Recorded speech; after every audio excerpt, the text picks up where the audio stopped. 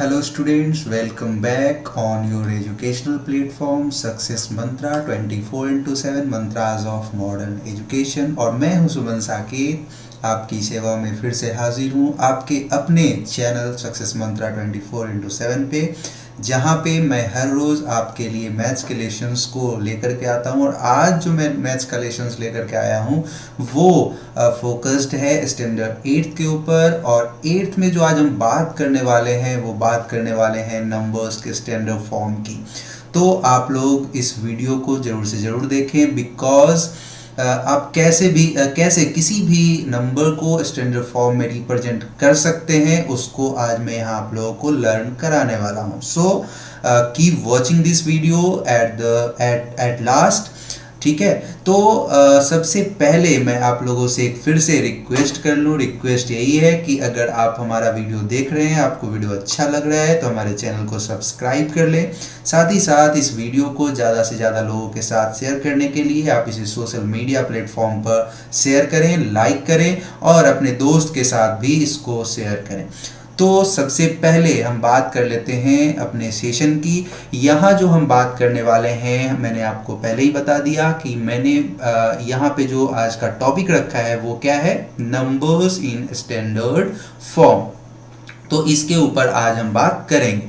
Basically आपके साथ problem क्या होता है कि जब कोई नंबर आ जाता है आपको एग्जामिनेशन में, या कुछ कॉम्प्लिकेटेड नंबर्स आते हैं और फिर बोला जाता है कि आप उसको स्टैंडर्ड फॉर्म में लिख करके बताइए, या एग्जाम में इस तरह के क्वेश्चंस आते हैं तो आप वहाँ पे कंफ्यूज हो जाते हैं कि आगे हम इसको सॉल्व कैसे करें। तो सिंपल सा वे है जिसको आज मैं डिस्कस करने वाला हूँ। आज का वीडियो अगर आप देख लेते हैं तो आप सिंपल तरीके से बहुत ही आसानी से उस नंबर को क्या कर सकते हैं, तो स्टैंडर्ड फॉर्म में लिख सकते हैं। सबसे पहले हम ये जान लेते हैं कि स्टैंडर्ड फॉर्म होता क्या है भाई। तो a number written as m into 10 to the power n is said to be in a standard form if m is a decimal number।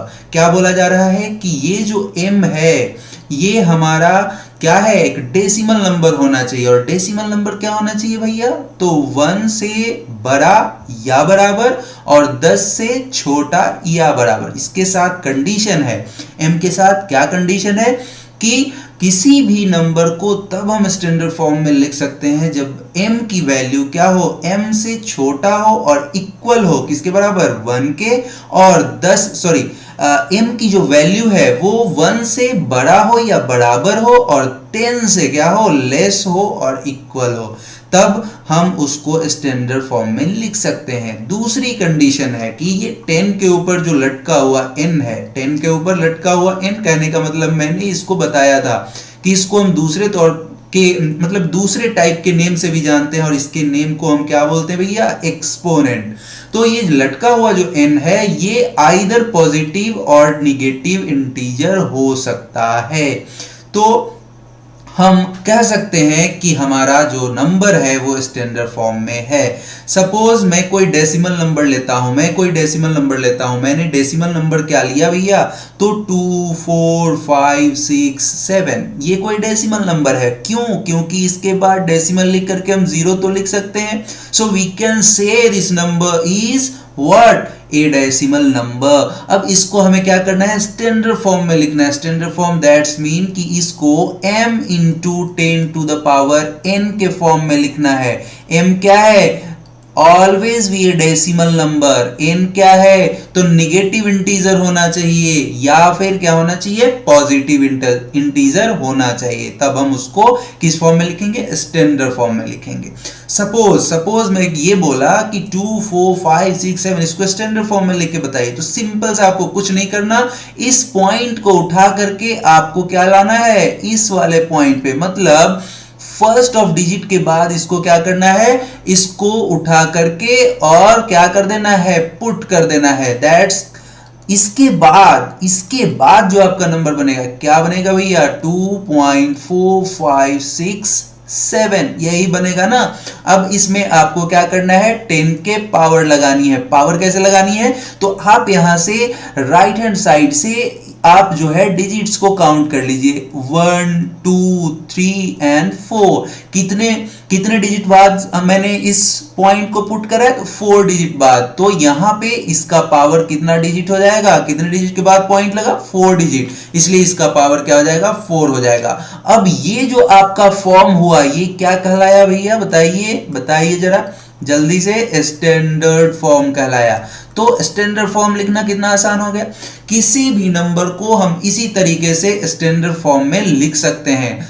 Formula क्या है, वो number m into 10 to the power n के form में होनी चाहिए। दूसरा कि m का कंडीशन है m क्या होना चाहिए, तो 1 से बड़ा होना चाहिए, मतलब 1 से क्या होना चाहिए, ग्रेटर होना चाहिए और इक्वल होना चाहिए, जबकि 10 से लेस होना चाहिए और इक्वल होना चाहिए। क्लियर, ये बात क्लियर है। और n की जो वैल्यू है वो इंटीजर में होनी चाहिए, या तो वो पॉजिटिव इंटीजर हो या तो वो निगेटिव इंटीजर हो। क्लियर है। अब चलते हैं हम अपने एग्जाम्पल की तरफ। एग्जाम्पल हमारा क्या है भाई, 6 8 7 2। ये क्या है, हमारा एग्जाम्पल है, पहला एग्जाम्पल हम लेते हैं। अब मैंने आपको बताया कि सीधा पॉइंट को आपको यहां से जंप करने के बाद कहां लाना है भैया, तो फर्स्ट डिजिट के बाद। मैंने इसको क्या लिखा, 6.872 लिखा। अब इसको क्या करना है, मल्टीप्लाई करना है 10 से, और इसकी पावर कितनी होगी, तो आपको पता है राइट हैंड साइड से इसको आप काउंट कर लीजिए, 1 2 एंड 3, इसका पावर क्या हो गया, 3। यही इसका क्या हो गया, स्टैंडर्ड फॉर्म हो गया। दूसरे सवाल पे आते हैं। दूसरा सवाल मेरा क्या है, 1 1 4 000 एंड 10 अगेन। अब इसको क्या लिखेंगे, इसको हम इस तरह से लिखेंगे 1.4000, ये लिख सकते हैं। अब देखिए यहां पे कितने पॉइंट्स के बाद मैंने छलांग लगाया, 1 2 3 4 5 डिजिट्स के बाद मैंने डेसिमल को क्या किया, उछाल करके यहां बैठाया। अब हम क्या करेंगे भाई, तो इसको हम क्या लिख देंगे, 1.4, और सॉरी यहां पे पहले क्या लिख सकते हैं इसको, एक मिनट यहां पे ध्यान दीजिएगा। अब इंटू कितना लिख सकते हैं, 10 टू द पावर क्या, 1 2 3 4 5, मतलब 10 to the power 4।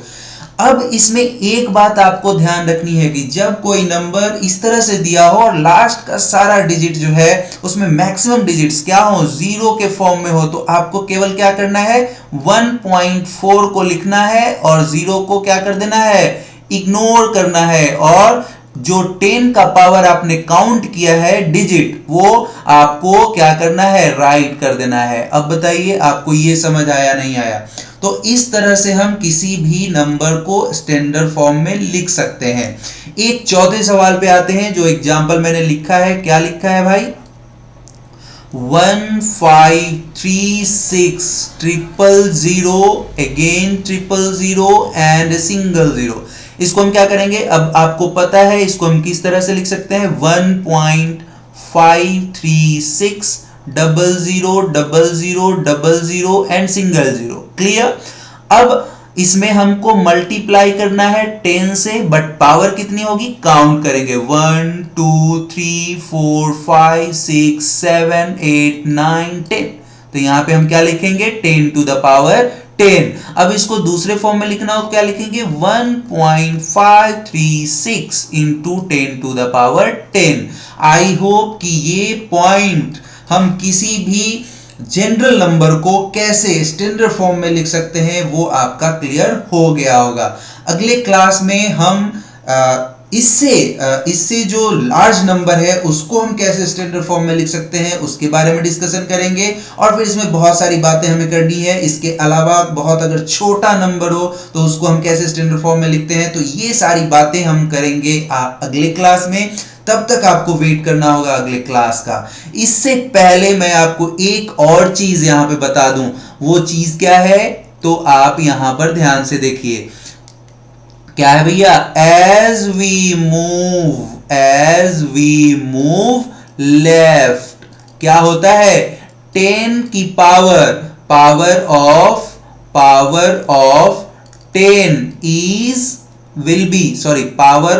10 will be what, will be increases. जैसे जैसे आप क्या करते जाते हैं कि आप लेफ्ट हैंड साइड में मूव करते हैं, वैसे वैसे पावर आपकी क्या होती है बढ़ती जाती है। जैसे यहाँ पे देखिए 1 2 3 4 5 6 7 8 9 10।